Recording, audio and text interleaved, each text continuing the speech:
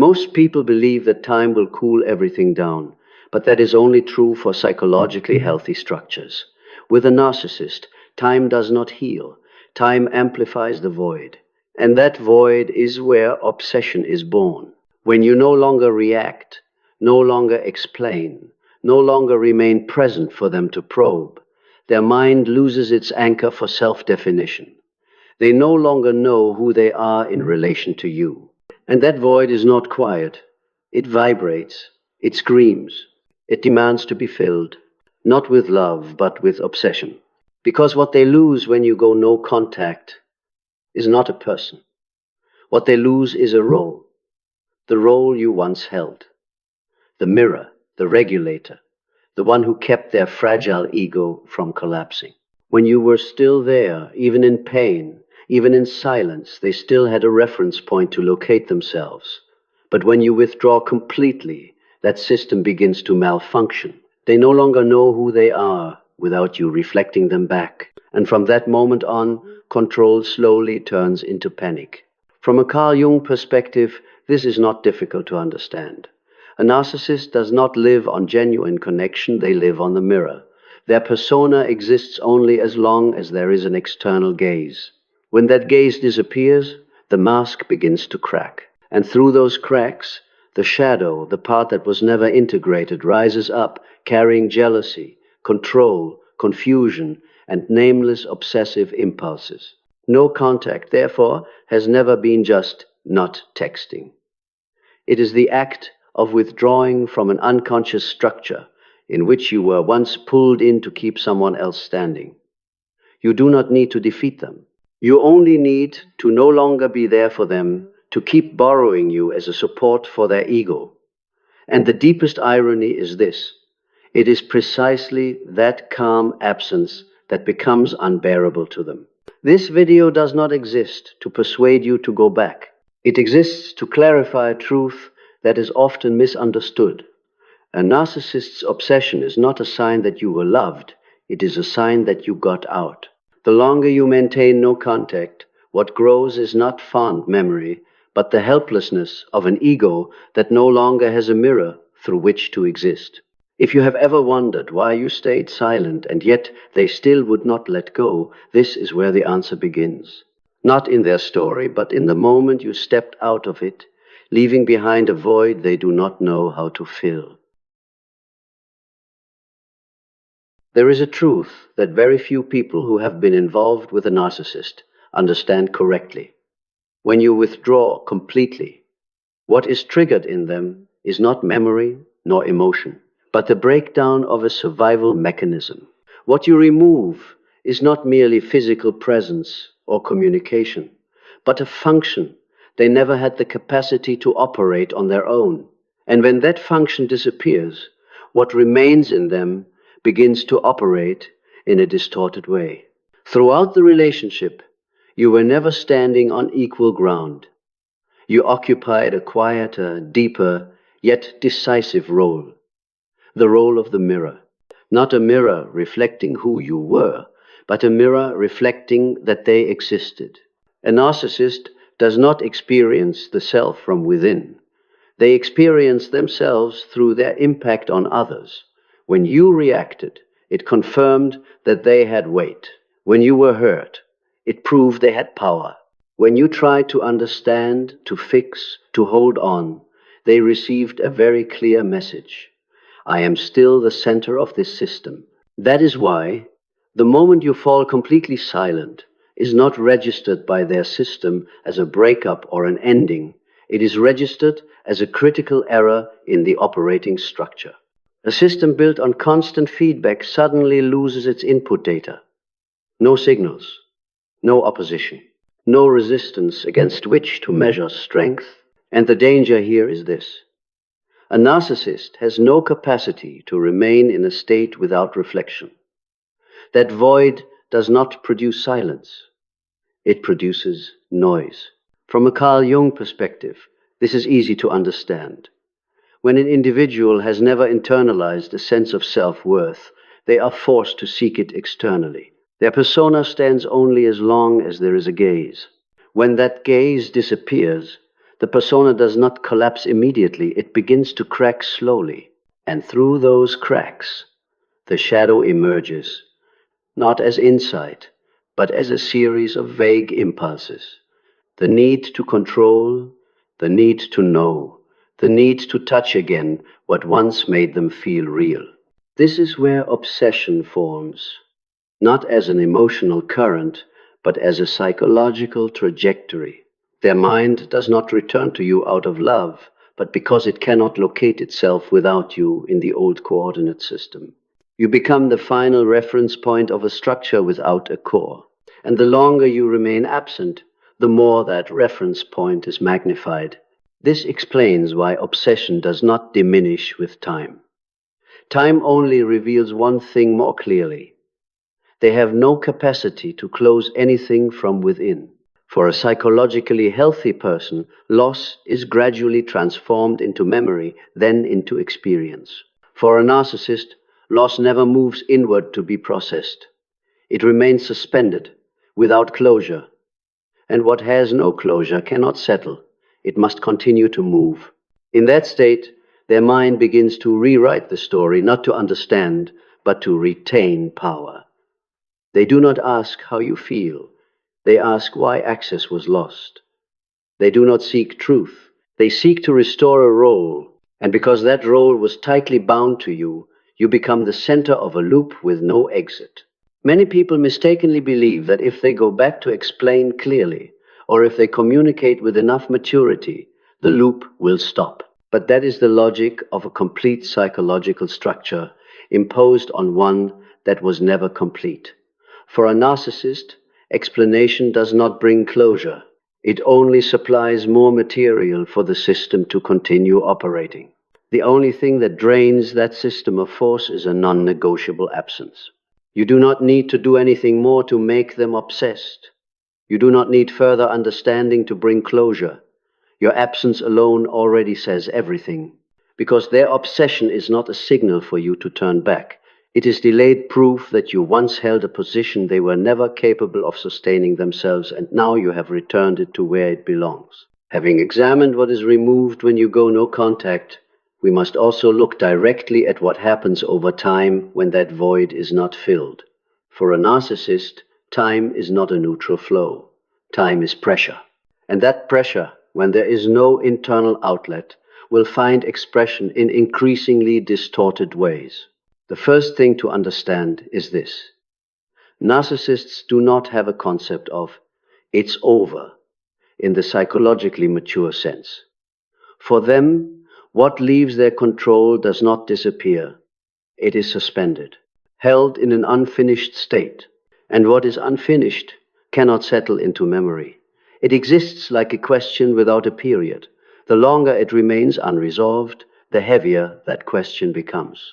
In the early days after no contact, they still rely on a familiar defense, convincing themselves that you will eventually reappear, that the silence is temporary, that everything still belongs to the old order. But as time stretches on with no signal from you, a different realization begins to form, not clearly, not consciously named, but persistently. The old order no longer applies. And here is the key point. Obsession does not grow because they think about you more, but because their internal system no longer has a place to discharge energy. When they cannot release energy through interaction, conflict, manipulation, or performance, all of that energy turns inward. But because they lack the capacity for internal processing, it does not become insight. It becomes compression, then seeks release through imagination, suspicion, comparison, and remote control. Time, at this stage, is no longer waiting. It becomes accumulation. One of the narcissist's first reflexes in response to this accumulation is replacement. Not because they have let go, but because they need another object to test whether the old power still works. But what they quickly discover, though they will never admit it, is that replacement does not restore the lost order. The new person may be present, admiring, reactive, but they do not carry the history of the role. They do not share the same anchor. They do not activate the same psychological coordinate system. As a result, the new person does not make you smaller in their mind. On the contrary, the presence of someone new often sharpens your outline even more. Not because you were better, but because you are associated with a time when their system still felt functional. The new person is not your rival. They are merely a test, and that test fails. When the test fails, time begins to act like a magnifying mirror. Each day that passes without your return, without your response, without any trace of you, forces them to confront an uncomfortable truth. Not everything can be recovered using the same formula. But because they cannot accept this, they do not move toward acceptance. They move toward fixation. This fixation is not loud. It does not resemble longing. It resembles a blockage in the psychological current, a point the mind returns to again and again, not to feel, but to check what slipped out of my grasp. And because that question has no internal answer, it must be fed by imagination. Imagining you. Imagining how you are living, whether you are happy, whether someone else occupies the position they once held. Here, obsession begins to change form. It no longer aims at pulling you back immediately. It becomes a need to know in order to feel that some connection still exists, to know in order to keep a psychological thread from being completely severed. And because you provide no information, their mind generates its own. It writes scripts, constructs images, not to move closer to you, but to avoid facing the feeling of being removed from the center. From a Carl Jung perspective, this is the moment when the shadow is no longer a set of scattered impulses, but begins to organize itself into a secondary defense system. This system does not aim to heal. It aims to protect the ego from the truth that some losses are irreversible. And you, within that structure, become a symbol not of love, but of what cannot be controlled. What deepens the obsession is not anything you do, but the fact that you do nothing at all. You do not speak for them to argue against. You do not appear for them to locate themselves. You do not remain present for them to measure against. And so time does not lead them to forgetting. It leads them to a very specific state. They cannot move forward, and they cannot go back. Trapped in a moment that has passed, but was never processed. From your side, this is often misunderstood. Many people think, if I live well, they will let go. But the truth is more complex. They do not let go when you live well. They only let go when they can stand on their own. And because narcissistic structure was never built for that, time without internal integration only exposes that limitation.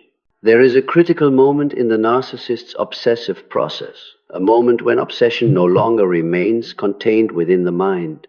At that point, it is no longer repetitive thought, no longer imagination or silent comparison.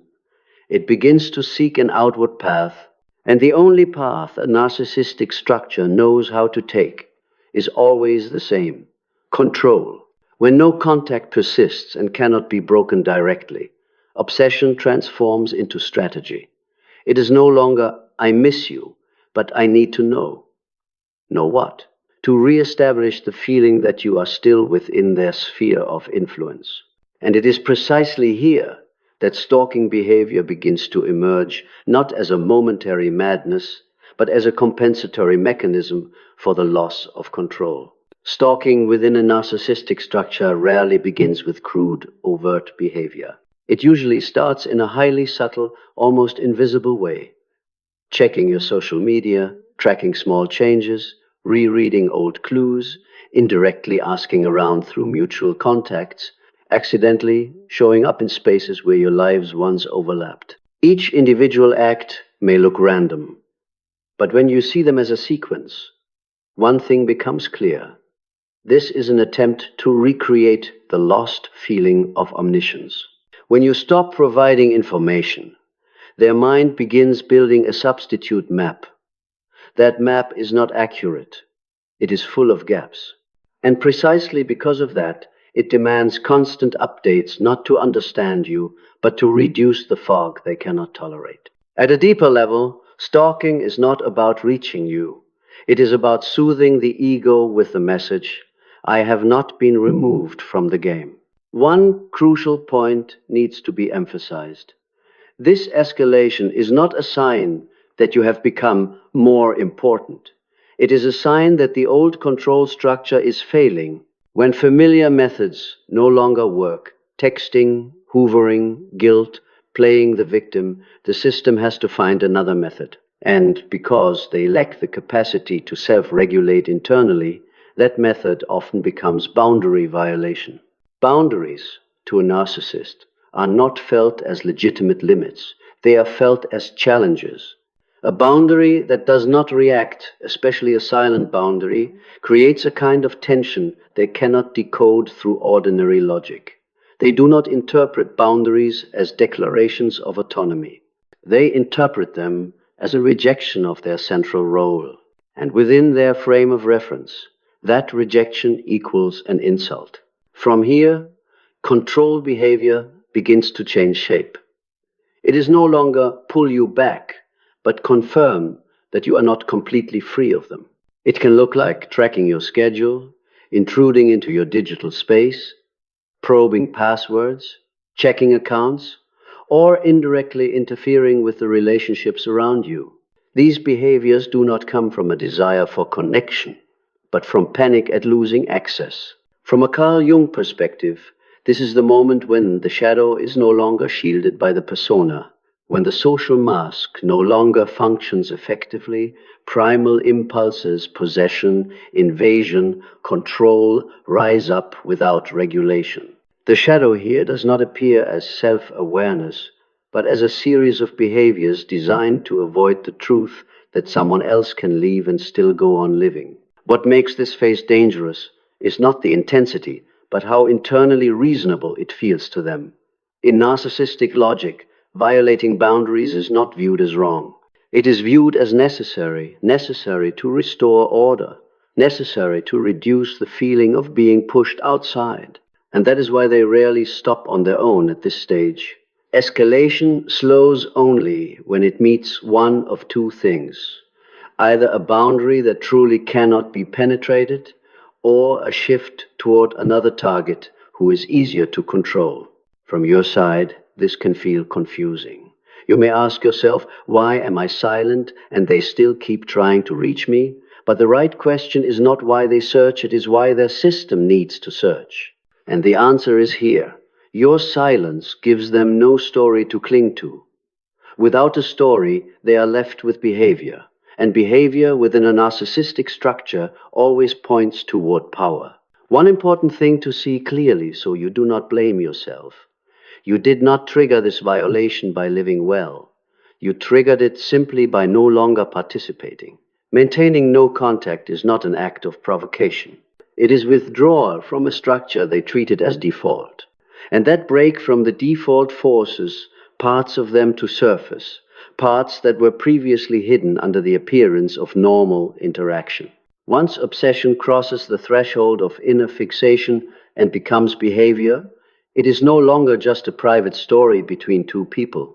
From that moment on, the narcissistic structure does not only collide with your personal boundaries, it begins to collide with larger systems, the law, social norms, and psychological limits they cannot negotiate. The first thing to understand is this: the law does not care about inner motives. The law cares about behavior. And this is exactly where many narcissists begin sliding into a dangerous zone without realizing it. Because in their inner world, tracking, intruding, checking, keeping an eye, or just wanting to know can still be rationalized as a right that has not been revoked. But in real life, those behaviors carry different names: invasion of privacy, harassment, threats, unlawful surveillance. A common paradox unfolds. The more they believe they have a right, the more easily they violate the law. Not because they want to break the law, but because they do not recognize the moment the old role lost its authority. No contact, in their mind, is not understood as a clear legal boundary, but as silence that must be broken. And that interpretation keeps them acting even after consequences begin to appear. Psychologically, escalation into behavior carries a very specific cost. When obsession is no longer discharged through fantasy but must constantly push outward, their nervous system drops into prolonged stress. Each time they fail to obtain new information, each time a control attempt collapses, the internal activation rises. But because they cannot self-regulate, that stress does not cool down through understanding. It pushes into the next behavior, often bolder, more reckless. This is where many people mistakenly think they are going crazy from love. But what is actually happening is a loop of anxiety, control, failure, escalation. This loop does not bring them closer to you. It only makes their psychological system increasingly unstable.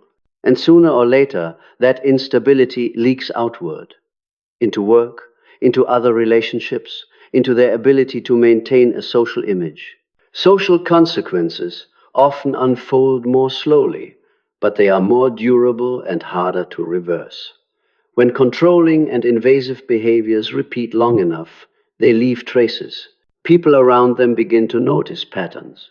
Fixation that will not release, obsessive ways of speaking, questions that cross limits, accidental presence that happens too often. These signs do not require explanation.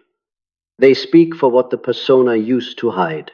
At this stage, what hurts the narcissist is not that you left, but that they can no longer control the story about who they are.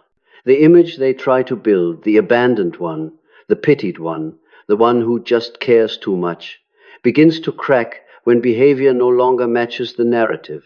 And when social image is challenged, their deepest fear is triggered. Not losing you, but losing the right to define reality. When no contact has been established long enough, the most important thing is no longer what they are doing, thinking, or how obsessed they are. The axis of movement shifts entirely in a different direction, restoring safety, reclaiming sovereignty, and rebuilding social life on a foundation that can no longer be intruded upon. This is not the soft kind of emotional healing. It is the stage of restructuring lived reality, where you reset concrete standards for your body, your mind, and your relationships. Safety is the first foundation, but it is not only physical safety. It is the sense that no one has automatic access to your life anymore, not through words, not through looks, not through silent scrutiny. After a period of boundary violation, the nervous system often remains in a heightened state of vigilance. This is not weakness. It is the body relearning how to distinguish real threat from past danger. Restoring safety does not mean hiding from the world. It means redesigning your environment. So ambiguity is not allowed. Personal information is locked down. Your schedule is selective. Private space is treated as non-negotiable. Sovereignty follows, but not as a grand declaration. It shows up in small, repeated, consistent choices. You do not explain why you are silent. You do not justify your boundaries. You do not stay polite with behaviors that once made you unsafe. Sovereignty does not need external recognition. It exists when you no longer need others to understand in order to be at peace. And this is the fundamental difference between no contact as a tactic and no contact as a way of living, a state in which silence is no longer a reaction but a foundation. Social life, at this stage, must be rebuilt with a different logic. It is no longer about the number of relationships, but the quality of presence. You begin to realize that healthy connections do not demand that you be constantly available, constantly explaining, constantly smoothing the atmosphere. They exist in a natural rhythm, where each person is responsible for their own emotions. This may cause your social circle to shrink at first, but that shrinking is not a loss. It is the filtering out of structures that existed only because you kept erasing yourself. A subtle but crucial shift takes place. You are no longer drawn to relationships that require high intensity to feel connected. You begin to prioritize clarity over drama, consistency over temporary allure. This dramatically reduces the chance of being pulled back into old loops, because manipulative structures only work well when there is ambiguity, when boundaries are constantly negotiated. When you live inside clarity, the game has no stage. Psychologically, sovereignty is strengthened when you stop checking your worth through other people's reactions. You no longer ask, "What will they think?" or "Am I being too harsh?" Instead, another question appears, quieter, heavier, but more precise. Is this aligned with my truth? That question does not create conflict, it creates direction. And over time, that direction becomes an inner compass, replacing the external signals that once controlled you. Your new social life carries a different rhythm as well. You choose to be present in places where you do not need to be on guard. You share enough not to hide, but to retain choice. You learn to distinguish intimacy from intrusion, two things that were once blended in old relationships. Intimacy is when you open the door willingly. Intrusion is when someone enters without invitation. Once this distinction becomes clear, it is difficult to reverse. Notably, when safety and sovereignty are restored, your attention naturally leaves the past. Not because you forget, but because the past no longer has the right to demand your energy. Old memories may still exist, but they no longer govern present behavior. You stop living to avoid repeating what happened. You live forward with a rewritten set of standards. On a broader social level, this creates a clear effect. You become less vulnerable to being pulled into distorted power structures. You recognize violations earlier. You withdraw before you have to defend yourself. And that withdrawal carries no guilt, because you understand that protecting sovereignty is not the same as harming others. A narcissist's collapse does not happen like an explosion, nor does it resemble a dramatic moment that outsiders can easily recognize. It unfolds far more quietly, and for that reason, it is brutal and irreversible. It is the collapse of a structure that lived on reflection, once that reflection is gone permanently. Externally, they may still smile, still show up, still continue familiar performances, but internally, an order has broken. Not because you left, but because you did not return to confirm that the order still held authority. For a narcissist, the most dangerous thing is not being abandoned, it is becoming unnecessary. When no contact lasts long enough, this begins to seep into their psychological structure as an unarguable fact. This collapse begins with a very specific kind of exhaustion. Not exhaustion from love, but exhaustion from having to continuously maintain an image without anyone truly reflecting it back.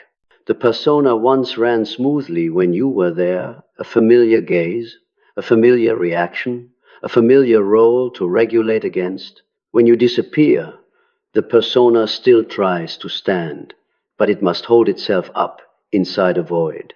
And no persona can survive indefinitely without the right audience. From a Carl Jung perspective, this is the moment when the shadow is no longer restrained by social function. But unlike individuals who can integrate the shadow and mature, the narcissist does not enter that process. Their shadow is not recognized, not owned, not transformed. It only takes over. And that takeover does not make them deeper, it makes them depleted. The first sign of collapse is often not total loss of control, but loss of coherence. They begin to say things that no longer match their behavior. They tell contradictory stories. They overreact to small triggers, not because you are still affecting them, but because the internal system has lost its balancing axis.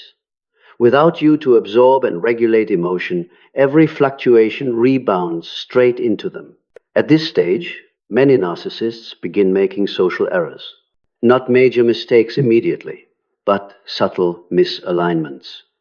Choosing the wrong person to manipulate, misjudging others' tolerance, crossing boundaries in places they once got away with it. because they are still using an old map in a world that has changed. And when the map is no longer valid, getting lost becomes inevitable. What is notable is this: collapse does not drive them toward truth, it drives them toward more power. But power at this stage no longer works. It becomes crude, obvious, less refined. What was once disguised as care, worry, attachment, now appears naked as a need to possess. And that nakedness costs them the one thing that once protected them: the ability to be believed. When social trust begins to crack, a chain reaction follows. New relationships do not hold. Old connections grow cold. People around them do not need the full story to sense something is off. And within a narcissistic structure, being seen in the wrong way is more terrifying than abandonment, because abandonment still allows a victim story. Being seen through does not. The real collapse arrives when they realize, not logically, but viscerally, that you continued living without needing them, not to prove anything, not for revenge, simply because your life no longer revolves around their presence or absence. That realization does not produce an explosive reaction. It produces a cold void, a kind of defeat with no opponent. And for a narcissist, that is the most unbearable failure of all. From here, two paths usually open up, but both lead to the same outcome. Either they try to cling to a new environment where boundaries are even looser, or they withdraw, becoming bitter, defensive, and increasingly distant from the capacity for genuine connection. In both cases, they do not return to the old equilibrium because that equilibrium once depended on your presence and you are no longer there. One thing must be said clearly, so you do not carry guilt. This collapse is not something you caused. You did not destroy them. You simply stopped holding up a structure that was never your responsibility. When you withdraw, the truth is exposed. And truth, for a structure with no inner core, is always structurally destructive. At the deepest level, a narcissist's collapse is not the tragedy of an individual, but the inevitable consequence of a life built on reflection rather than self-awareness. When the mirror disappears, what remains is not a whole person, but a void that was never taught how to be filled from within. And this is exactly where the story fully detaches from you. No more responsibility, no more role, no more tether. Their collapse continues quietly, prolonged, sometimes very slowly, but it no longer belongs to your journey. Your part ended the moment you chose to leave and did not return to keep an unhealthy structure standing. That collapse does not stop at outward signs or social fractures that can be observed. It continues deeper into a layer very few people see, because it is not loud, not dramatic, and it does not produce a clear ending moment. It is the collapse of the ability to define the self. Without you as an anchor, the narcissist does not merely lose a relationship, they lose the frame of reference through which they know who they are. In this phase, what unfolds is not ordinary sadness, but a kind of emptiness that is hard to name. They still live, still function, but everything becomes mechanical. The goals that once excited them no longer feel real. Small victories no longer soothe them. Everything repeats by inertia, lacking depth and lacking inner connection. Not because their life becomes worse overnight, but because nothing reaches the center anymore. At this level, many narcissists begin to feel a smoldering contradiction. They need others more than ever, yet they increasingly cannot tolerate real intimacy. Because real intimacy requires a self that can take responsibility, a self that can remain present in imperfection. But that self was never built. And when you are no longer there to carry what is missing, they fall into a new loop, seeking connection, then destroying it the moment it starts to become real. This explains why, after the collapse, their next relationships are often shorter, tenser, and end in chaos more quickly, not because the new person is worse, but because the internal system is weaker. Each time they lose a bond, their capacity to recover diminishes a little. There is no accumulation of emotional wisdom, only an accumulation of fatigue. And that fatigue is not acknowledged. It is pushed deeper, where it continues corroding an already fragile structure. Another, more subtle consequence is the distortion of memory. When they cannot accept that you left and continued living, their mind begins rewriting the past in a way that serves the ego's survival. You may be redefined as the betrayer, the ungrateful one, the one who changed, not to punish you, but to avoid the most dangerous question of all. If it wasn't their fault, then what was wrong in me? If that question is touched, the entire story they have lived by collapses. But rewriting memory has a cost. When memory is no longer tied to truth, it can no longer serve as a foundation for identity. The result is a prolonged sense of fragmentation. They remember a lot, but they do not know what they are remembering. They talk endlessly about the past, but they extract no meaning from it. The past becomes a storage of scattered images, pulled out when justification is needed, not a living thread that helps them mature. At this stage, some narcissists begin clinging to external structures, status, money, achievements, rigid social roles. Not because they love these things more than before, but because these things do not require inner confrontation. They allow them to feel real without asking what existence is for. But this clinging produces only a false stability. When external structures shake, which is inevitable, the inner emptiness reappears, deeper and more unbearable. What is striking is this. Throughout this entire collapse, they rarely see you as an independent human being. You exist in their narrative as a marker the moment everything began slipping out of their hands. And because they cannot return to that moment, they also cannot move forward in a whole way. So the collapse does not unfold as a straight line downward, but as a slow spiral, repeating each cycle a little lower, a little less energy, a little less illusion. From your side, what matters is recognizing this. You do not need to witness this collapse for it to be real. It does not need an audience. It does not need validation. It happens because a structure built on reflection has lost the conditions that allowed it to exist. You did not leave to trigger the collapse. You left to stop postponing what was inevitable. And there is one final paradox, quiet but razor sharp. It is precisely when you stop looking back at them, stop trying to understand, stop trying to get closure, that the collapse truly completes. Because narcissism is strongest only when someone is still standing at the other end of the rope. When there is no one holding the rope anymore, it is no longer a tether, it is simply a piece of the past that falls to the ground. At this point, the story does not end in winning or losing. It ends in a complete divergence of life trajectories. One side continues operating inside loops that grow narrower and shallower. The other keeps moving forward, without needing to look back, because the road ahead is no longer defined by having to avoid someone, but by being free to live without carrying an ego that was never yours to hold.